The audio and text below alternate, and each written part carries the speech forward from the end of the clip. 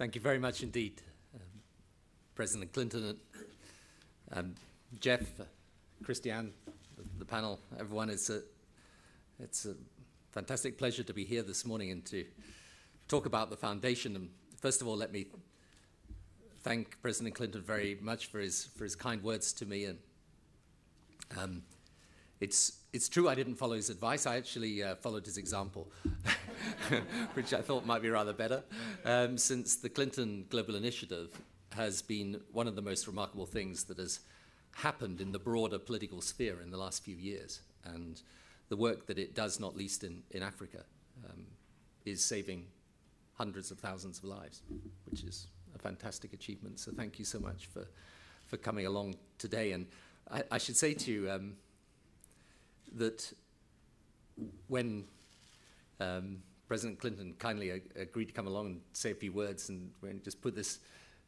together at the last minute, and my office said to me, do we need to go through with him what you're going to say and what it's kind of all about? And I said, no, there's no need. He'll get it instinctively. And of course he does. So thank you. Thank you. Last month in Westminster Cathedral, I set out the purpose of the Tony Blair Faith Foundation.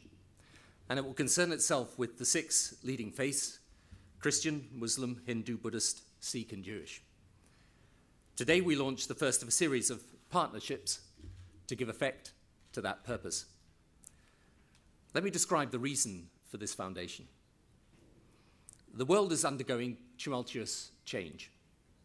Globalization, underpinned by technology, is driving much of it, breaking down barriers, altering the composition of whole communities, even countries, and creating circumstances in which new challenges arise that can only be met effectively together.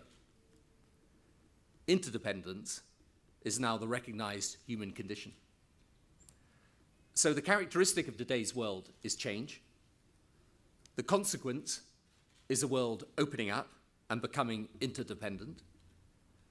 The conclusion is that we make sense of this interdependence through peaceful coexistence and working together to resolve common challenges.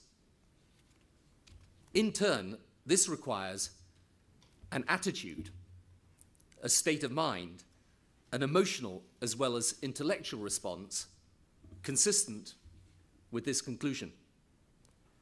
A sentiment that we are members of a global community as well as individual nations means that we must be, in a sense, global citizens as well as citizens of our own country. Now, all this may sound impossibly idealistic, but if the analysis of the nature of the world and its change is as I set it out, then it is, in fact, the only practical way to organize our affairs. And in this way, idealism becomes the new realism. This is especially so since the world is changing in other ways too. Power is shifting east. The center of gravity of political interest and political power is moving. The emergence of China and of India has been obvious in prospect for years, but now it's here in our lives, in practical impact, and not just in the Far East, but in the Near East too. If we just think of an institution like the G7, think of when it was founded, think of its membership.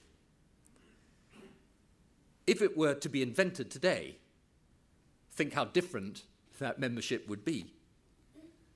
The truth is, the 20th century order is history. There is a new reality, and we have to come to terms with it. And it implies, at its fundamentals, peaceful coexistence or catastrophe. And into this new world comes the force of religious faith. Gallup have kindly made available for me today the latest polling information in their rolling poll of religious attitudes, which is a hugely important source of analysis. And here's what it shows in summary. Most Christians want better relations between Christianity and Islam, but believe most Muslims don't. Most Muslims want better relations, but believe that most Christians don't. Most Americans, for example, think most Muslims do not accept other religions. Actually, most Muslims, when asked, say they would want greater and not lesser interaction between religions. And in answer to the question, is religion an important part of your life?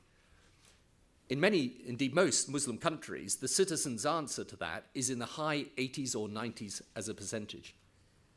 In the US, it's around 70%. In the UK and mainland Europe, it's under 40%.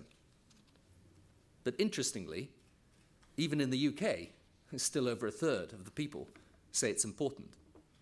So religion matters, and there's a lot of fear and misunderstanding around between the faiths.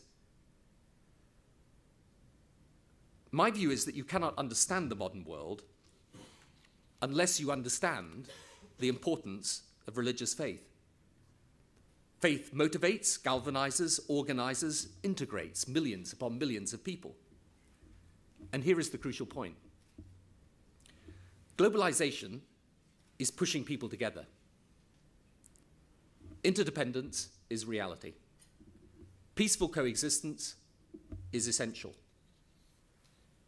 If faith then becomes a countervailing force, pulling people apart, then it becomes destructive and indeed dangerous.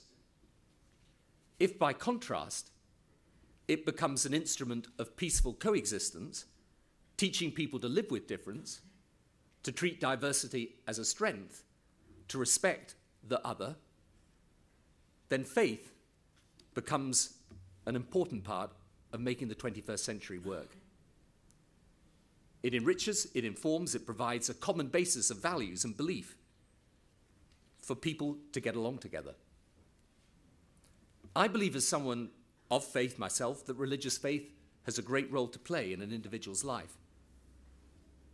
But even if I didn't, even if I was of no faith, I would still believe in the central necessity of people of faith learning to live with each other in mutual respect and peace. That is, if you like, the why of the foundation. Now for the what. There are many excellent meetings, convocations, conferences, even organizations that work in the interfaith area. We do not want to replicate what they do. We do not want to engage in a doctrinal inquiry.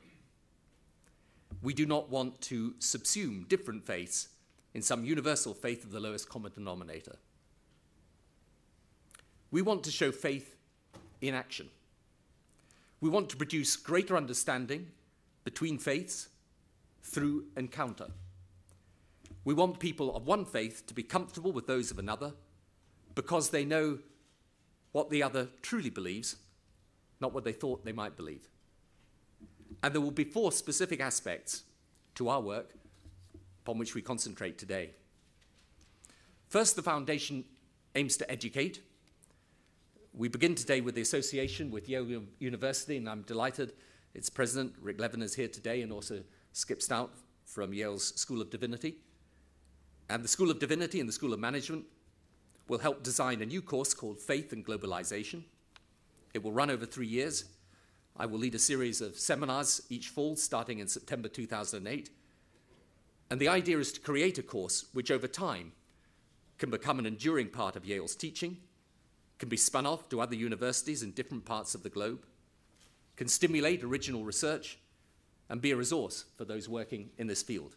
And I'd like to thank Yale for their magnificent cooperation and partnership in this aspect. Thank you.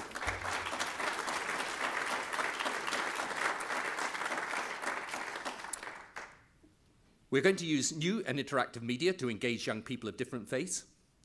Annika Small, who's done a brilliant job with Future Lab in the UK, bringing the software and education worlds together, has agreed to head up this part of the foundation's work. We're in discussion with leading publishers about a specific publishing imprint for the foundation, and with others to create a set of programs explaining the world of faith. We'll make announcements of these partnerships later in the year. And we will use the material that we design not just for young people and faith communities, but also for business and the worlds of commerce and politics. We cannot afford religious illiteracy today. No modern company would today be ignorant of race or gender issues. The same should be true of faith. Secondly, we're announcing the first of our partnerships to mobilize those of faith in pursuit of the UN's Millennium Development Goals. Today, we call on the 4 billion people of faith in the world to help do more to end the scourge of malaria that has killed so many millions of our fellow human beings and will kill so many more unless it is eradicated. We are joining with the Malaria No More campaign. It's a wonderful organization that Salima represents, whose mission is to end death through malaria in the next 5 to 10 years. Salima will talk more about it, but put simply, over 1 million people die of malaria each year. Their deaths are preventable. For example, in Africa, 40% of victims in sub-Saharan Africa are Muslim, but across much of Asia, malaria continues to strike, and combating it is a huge opportunity for people across the faiths, Hindu, Sikh, and Buddhist, as well as the Abrahamic faiths, to act in unison. The solution lies in distributing bed nets and medicines. The resources are becoming available, but the need to get the bed nets and medicines to the people and see them properly used is where the faiths, who are present in each of the affected communities, can help. Our purpose will be to help mobilize the different faiths in pursuit of this goal.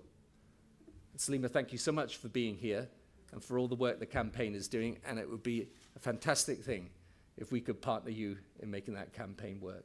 Thank you.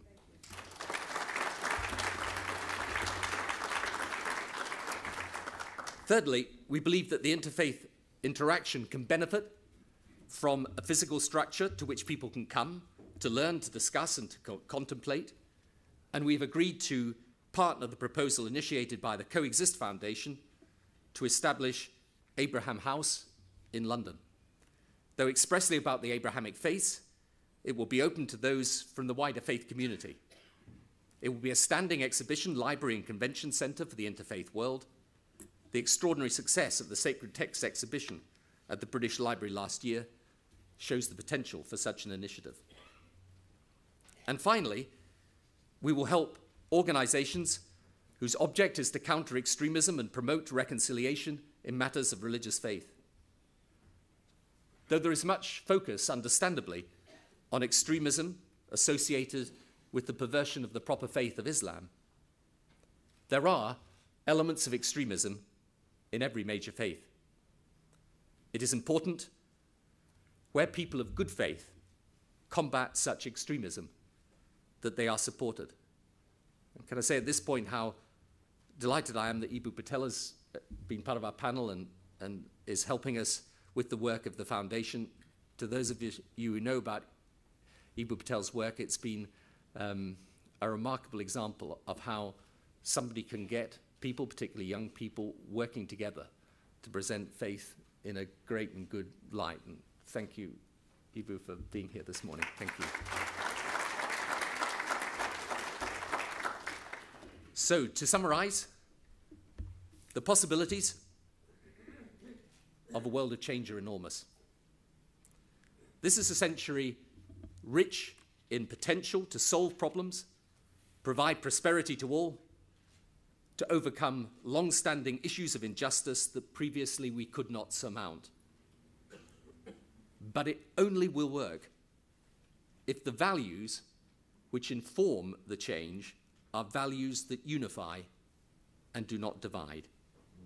Religious faith has a profound role to play, for good or for ill. The Tony Blair Faith Foundation will try to make it for good. Thank you.